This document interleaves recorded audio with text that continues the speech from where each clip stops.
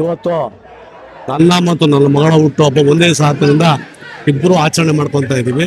ಈ ಆಚರಣೆ ನಂದಲ್ಲ, ಜನಗಳದ ಆಚರಣೆ ಇದು, ನನ್ನ ಸ್ನೇಹಿತರದ ಆಚರಣೆ ಇದು.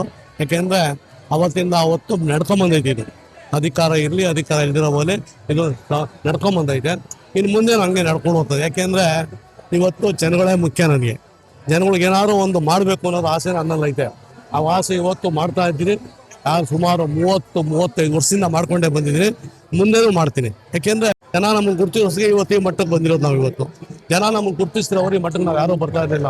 ನಮ್ಮ ಜೊತೆಯಲ್ಲಿ ಇವತ್ತು ಧರ್ಮಪ್ಪ ಇರ್ಬೋದು, ಚಂದ್ರಪ್ಪ ಇರ್ಬೋದು, ಗಿರೀಶ್ ಇರ್ಬೋದು, ಹನುಮಂತಪ್ಪ ಇರ್ಬೋದು, ಎಲ್ಲ ಸ್ನೇಹಿತರು ಒಟ್ಟಿಗೆ ಸೇರಿ ಇವತ್ತು ನನ್ನ ಮತ್ತು ನನ್ನ ಮಗಳ ಹುಟ್ಟುಹಬ್ಬವನ್ನು ಅದ್ದೂರಿ ಆಚರಣೆ ಮಾಡಿದ್ರೆ ಅವ್ರಿಗೆಲ್ಲ ಅಭಿನಂದನೆ ಹೇಳ್ತೀನಿ.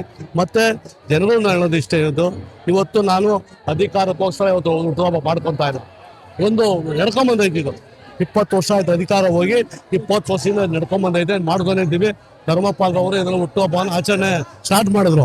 ಇವತ್ತು ನಡ್ಕೊಂಡು ಹೋಗ್ತಾ ಇತ್ತು. ಇವತ್ತು ಅದರಿಂದ ನಾನು ಜನರಲ್ಲಿ ವಿನಂತಿ ಮಾಡ್ತೀನಿ, ಯಾವುದೇ ಒಂದು ಅಧಿಕಾರಕ್ಕೋಸ್ಕರ ನಾನು ಹುಟ್ಟುಹಬ್ಬ ಮಾಡ್ಕೊತಾ ಇಲ್ಲ. ಒಂದು ಸೇವೆ, ನಂದು ಜನಗಳಿಗೊಂದೇನೋ ಒಂದು ಸೇವೆ ಮಾಡಬೇಕು ಅಂತ ಆಸೆ ಐತೆ. ಆ ಸೇವೆಯನ್ನು ಮಾಡ್ತಾ ಇದ್ದೀನಿ, ಮುಂದೇನು ಮಾಡ್ತೀನಿ. ಇದ್ರೂ ಮಾಡ್ತೀನಿ, ಇಲ್ದಿರೋ ಹೋದ್ರೆ ನಾನು ಏನು ಮಾಡೋಕ್ಕಾಗಲ್ಲ. ಯಾಕೆಂದ್ರೆ ಇವತ್ತು ನೋಡ್ತಾ ಇದ್ದೀರ ನೀವು, ರಾಜಕಾರಣದ ಬಗ್ಗೆ ಚರ್ಚೆ ಮಾಡೋದು ಬೇಡ. ರಾಜಕಾರಣದ ಅವಶ್ಯಕತೆ ಇಲ್ಲ ನನಗೆ. ಯಾಕೆಂದರೆ ರಾಜಕಾರಣ ಇದ್ರೇ ಜನ ಅನ್ನೋದು ತಪ್ಪೋದು. ಜನಗಳ ಜೊತೆ ನಾವು ದಿವಸ ಸ್ಪಂದಿಸ್ತಾ ಇದ್ರೆ ರಾಜಕಾರಣಿಗಳಿಗಿಂತ ಜನ ನಮ್ಮ ತಗೋತಾ ಇರ್ತಾರೆ. ಅದೇ ರೀತಿ ನಡ್ಕೊಳೋದಾದ್ರೆ ಇನ್ನು ಮುಂದೆ ನಡ್ಕೊಳ್ಳೋಲ್ಲಿ ಎಲ್ಲರಿಗೂ ದೇವ್ರು ಒಳ್ಳೇದು ಮಾಡಲಿ. ನನಗೇನು ನನಗೆಲ್ಲ ಇವತ್ತು ಸ್ನೇಹಿತರುಗಳು ಮತ್ತು ನಮ್ಮ ಆವರಳ್ಳಿ ಎಲ್ಲ ಗ್ರಾಮಸ್ಥರು, ಅದರಲ್ಲೂ ಮಾರಮ್ಮ ತಾಯಿ ದೊಡ್ಡಮ್ಮ ತಾಯಿ ಆಂಜನೇಯ ಸ್ವಾಮಿ ದೇವಸ್ಥಾನ ಎಲ್ಲ ಪದಾಧಿಕಾರಿಗಳು ಸೇರಿ ವಿದ್ಯೂರಿಯ ಮಾಡೋರೆ, ಅವ್ರಿಗೆಲ್ಲ ಅಭಿನಂದನೆ ಹೇಳ್ತೀನಿ. ಇದು ಶ್ರೀ ಎಂ ಲಕ್ಷ್ಮೀ ಅವರ ಅಭಿಮಾನ ಬಳಗ ಮಾತಾಡೋದು. ಅಭಿಮಾನ ಬಳಗ ಎಷ್ಟಿದೆ ನೀವು ನೋಡ್ತಾ ಇದ್ರೆ, ಇವರು ಜನನಾಯಕ ಯಾವಾಗ ಆಗ್ತಾನೆ ಅಂದ್ರೆ ಜನವನ್ನು ಸ್ಪಂದಿಸಿದಾಗ ಅವನು ಜನಸ್ಪಂದಿಯಾಗಿ ಜನನಾಯಕ ಆಗ್ತಾನೆ. ಇವತ್ತಿನ ಇಷ್ಟು ಜನ ಬರ್ತಾ ಇರೋದು ಯಾರು ಕೂಡ ಮಾಡಿ ಅಂತ ಯಾರು ಹೇಳಿಲ್ಲ.